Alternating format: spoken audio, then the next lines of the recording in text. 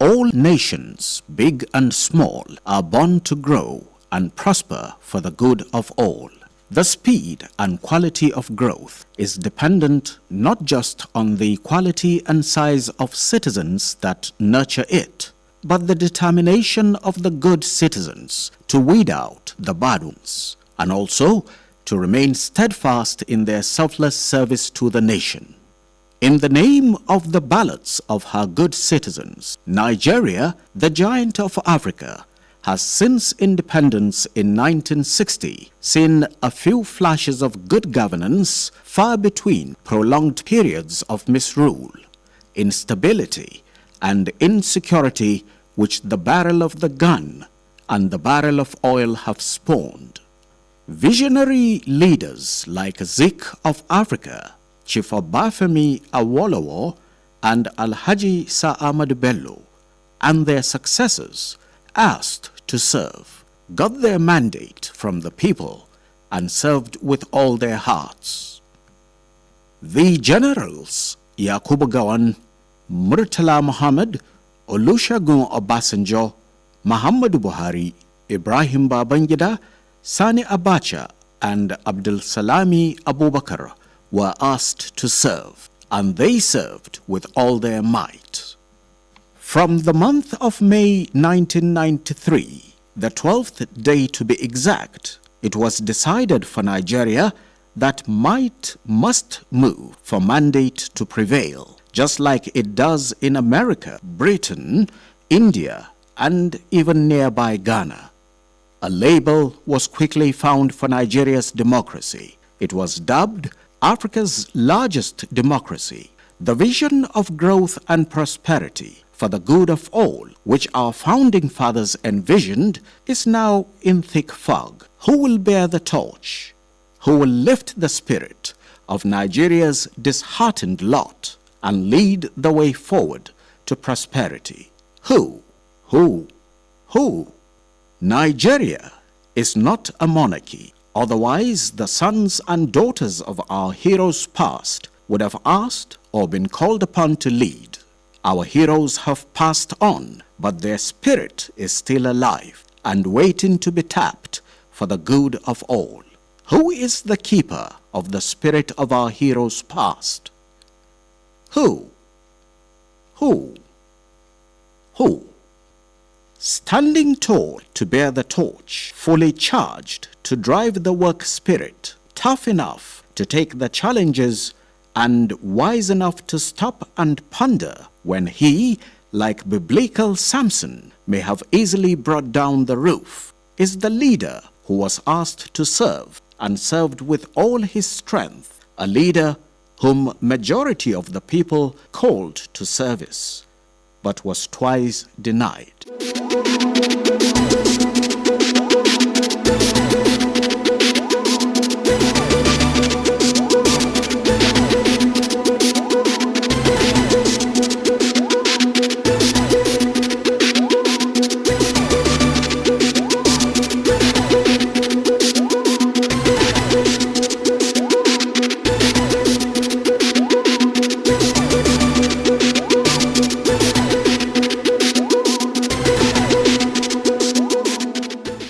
Then is Muhammadu Buhari.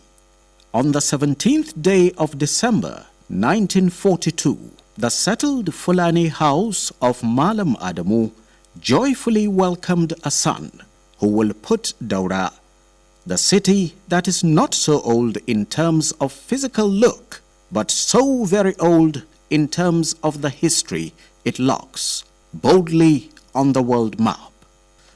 Muhammadu Buhari's leadership traits surfaced right from post-primary school level. In both sports and academics, Lanky Lekodaura was giving a very good account of himself at the then government secondary school Katsina, from where he graduated in 1961. Our hero enlisted in the army in 1962 when Nigeria had turned 2 years post-independence. He was to rise through the ranks and through the nation's dark and turbulent years. In the mid-70s, the years of affluence, when money was not Nigeria's problem, Muhammadu Buhari served as Federal Commissioner of Petroleum and Natural Resources.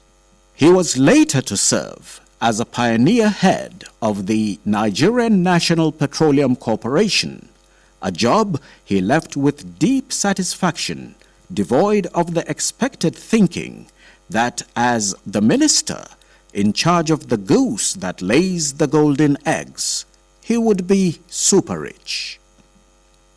If time were to go on reverse, the people of former northeastern state comprising Bauchi, Gombe, Adamawa, Taraba, and the 2 other states that are now in sorry state, Borno and Yobe, would wish Muhammadu Buhari was still their governor, or better still, their commander-in-chief of the early 80s when he was the head of state.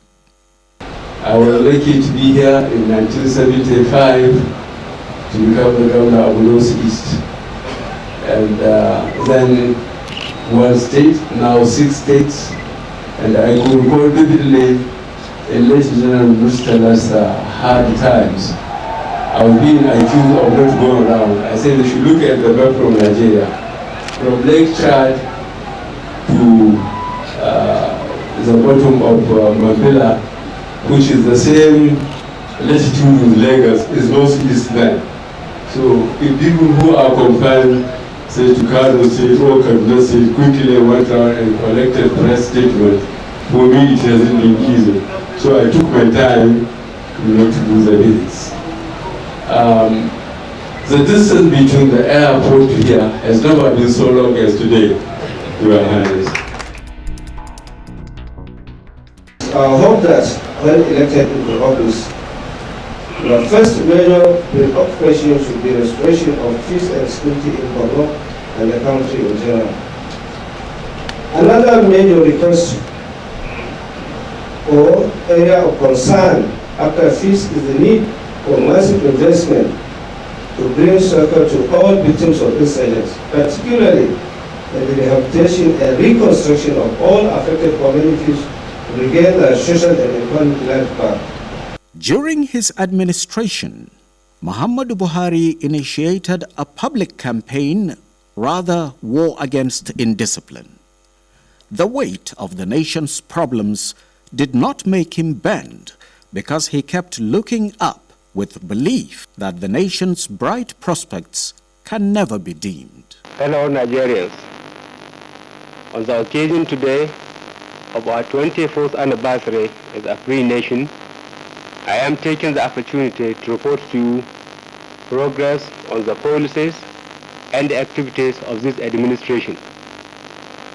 As is well known, the most urgent problem facing this government when it assumed office was the grave economic state of the country. Accordingly, our major preoccupation has been to restore Nigeria's economic balance. The decline started when external obligations could not be met on a regular basis. As our external reserves dwindled, procurement of essential food and raw material imports became increasingly difficult. This led to shortages, factory closures, and serious unemployment. Our initial policy measures were therefore designed to limit expenditure, increase foreign reserves, and at the same time boost agricultural and industrial production. Figures available so far indicate that these measures are achieving the desired results. Whether east or west, north or south, the very brief period Muhammadu Buhari served as head of the Nigerian state is always remembered with nostalgia. Nigeria is a big country of the third world. We have got the manpower, we have got the minerals, we have got the oil, we have got the land that produces. We should not be hungry. We should not be hungry. I wish we could bring back why.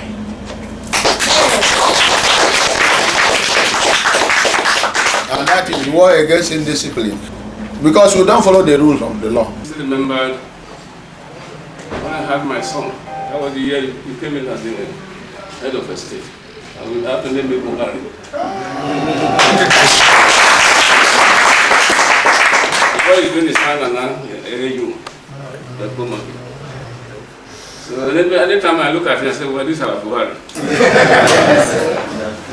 I'm particularly happy to receive once again the former head of state of the Federal Republic of Nigeria, Commander-in-Chief of the Armed Forces, December 31, 1983 to August 27, 1985, which was a first-class government that we ran at that time. Nobody stepped out of line. So when they talked about his integrity, about being very steadfast, about the fact that he's very honest, I will add that he's a great Nigerian, the Nigerian of our dream. Somebody who loves this country very, very well. I have no doubt in my mind that if given another chance to rule this country, that he will make even a bigger success of it than he made before. General Buhari is not a stranger to us, but we will put it in the normal Nigerian way. He is the son of the shark.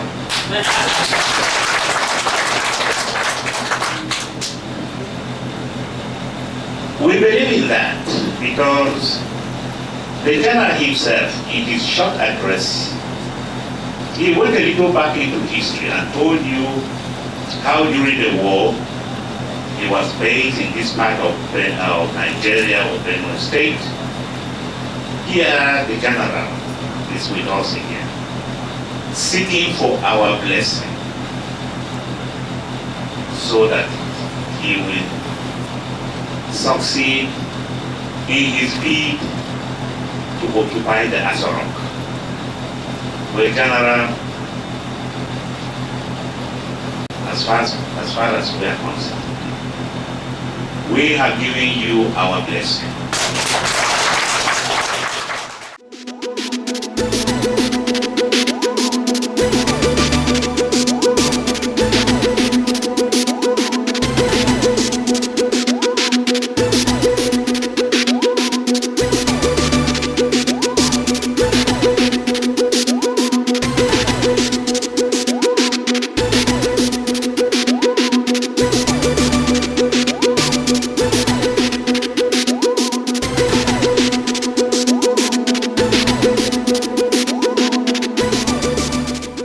With the return of politics that ushered in the Third Republic, the Nigerian public quickly developed the perception that it was business as usual, until a reporter got a scoop when he threw a question like, having been a head of state who built reputation for uprightness and hard work, what is it that will bring you into the dirty terrain of politics?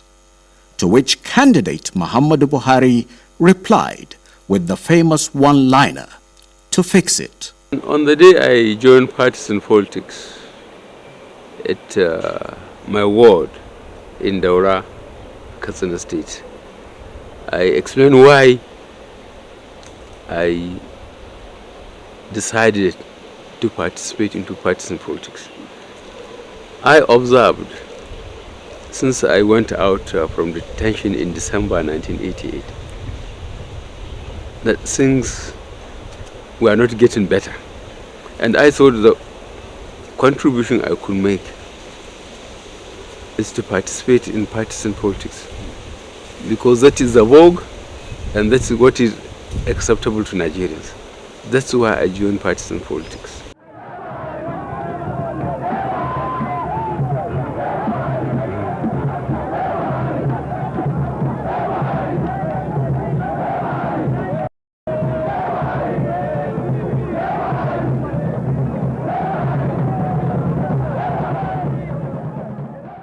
We have good fertile land, we have water, we have oil, we have solid minerals, we have in fact all the ingredients of greatness.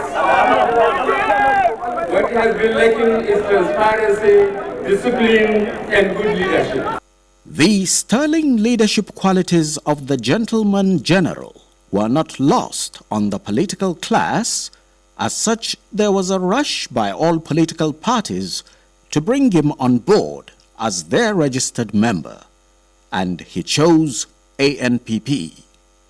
In the build-up to the 2003 election, Muhammadu Buhari was selected as the party's presidential candidate. I am immensely grateful to all the delegates for the confidence and trust reposed in me by electing me as a party's flag bearer for the office of the President of the Federal Republic of Nigeria.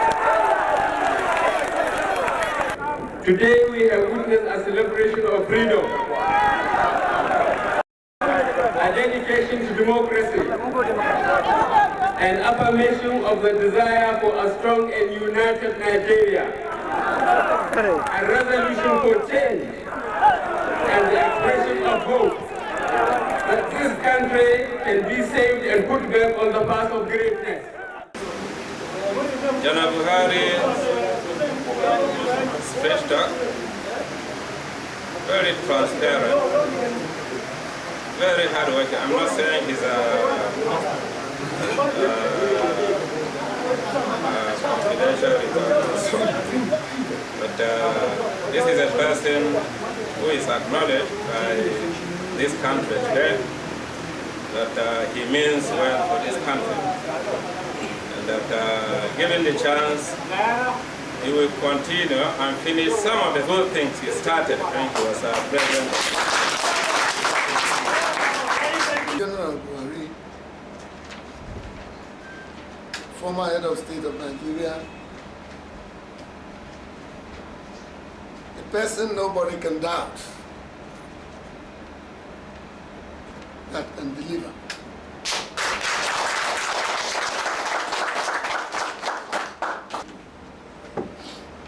We thank you for coming. You have come with a vision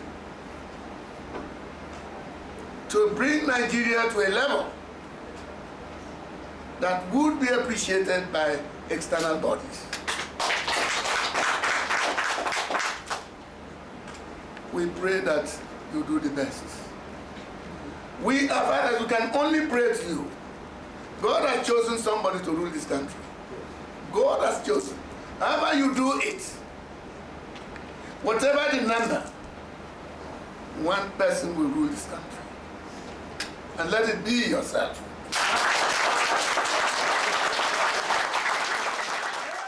For one thing, Muhammadu Buhari's foray into Nigerian politics actually gave it a degree of respect and attention. The electorate that was getting used to flamboyant campaign rallies during which issues were not discussed and promises not made at all began to hear questions being asked and records being challenged. I'm glad that I'm talking to people from the Niger Delta, yes, and we all see the rape of our finances by the PDP government in Delta State, in River State, and in other PDP-controlled states. What we are talking about is a situation where people from that area have no reason not to have enough agricultural products. They have no reason not to have good education. They have no reason not to have good medical care. Because if you go to some states, they are receiving less than 800 million. But you can see the kind of things they are doing. Delta State is the only state where we are receiving between 4 to 7 billion naira monthly. And no housing program has been completed. No program has been completed. No major project worth 500 million naira has been completed in Delta State. And so the issue is now left for Deltans to decide whether we will still. When this man today has a thinking that he could still come back, he has not done anything. Is it when he comes back and he has no hope of doing anything that he's going to perform on it? So it is now time for Deltans to now turn to the only credible alternative, that is the ANPP. That material must be a recognized character in this country. It must be a credible person whom this country, people of this country can look at and say, yes, ANPP is back to business. It must not be a person as let it be as usual. You and I must do something about it. What are we going to do about it? One, we know the dangers we face. We shall need somebody who can face this danger without fear or favor, and who will be able to take any punishment, any risk, anything across at it before it happens. 2007 ANPP presidential primary election was a drama of sorts, as party delegates lined up to vote for the candidate of their choice. The candidates, too, had a candidate of their choice. They all stepped down for the gentleman general, and he accepted with all his heart. I have finally decided to inform you that today, in this venue, of my willingness and desire to withdraw to General Muhammadu Buhari. Your Excellency General Muhammadu Buhari, well, I would like to say Alhaji Muhammadu Buhari, I wish you the best of luck, and I assure you that I will be with you every step of the way in the best interest of our party. Thank you very much indeed. God bless you all. We are going to be in Aso Rock come 2007. This is our time, and nobody can stop us. Nobody can stop us. I thank you. I have always believed in truth. I have believed in peace. I always believe in justice. Because injustice derails programs. Injustice humiliates. Injustice can be a very terrible instrument of oppression. In the interest of the party, in the interest of the nation, in the interest of my people that I represent, having consulted widely just within the last 1 hour, I have decided, therefore, to give the chance of the presidential candidacy to General Muhammadu Buhari. The only remaining candidate, General Muhammadu Buhari, GCFR, is hereby duly returned by this convention holding today, Monday, the 18th December 2006, as the presidential candidate of our great party, the All Nigerian People's Party, for the 2007 presidential election. Mr. Chairman, I so move. Thank you. I hereby raise the hands of General Buhari as the duly elected presidential candidate of All Nigerian People's Party. Thank you very much. I commend our delegates for their patience and perseverance and the putting up with great inconvenience to attend this convention. Secondly, I would like to thank the chairman of our ANPP and our ANPP governors party hierarchies, and at national, state, and local government levels for putting confidence in me to carry the ANPP flag once again for the presidential elections in 2007. We are not seeking the support and mandate of the Nigerian people simply to rule and please ourselves. We are seeking the Nigerian people's mandate because we believe we can run the country better than this PDP government. I wish to commend to Nigerians that if voted in power, we shall immediately take steps to restore security in towns, villages, and on the highways. We shall make a serious effort in restructuring the country to improve developmental efficiency and social harmony, national evolution, and integration. We shall, if elected, seriously tackle the Niger Delta problem by doing justice to Niger Delta people and to all Nigerians alike. Mr. Chairman, Your Excellency, fellow delegates, we have the people, we have the support of Nigerians, we have the programs. All we need, by the grace of God, are free and fair elections. The 2007 campaign offered the electorate a clear choice between the party with bags of tricks and the party with a package of programs designed to address their needs. Poverty and insecurity are a vicious circle which we intend to break.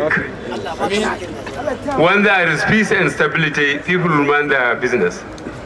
Then there will be power. Then factories will open.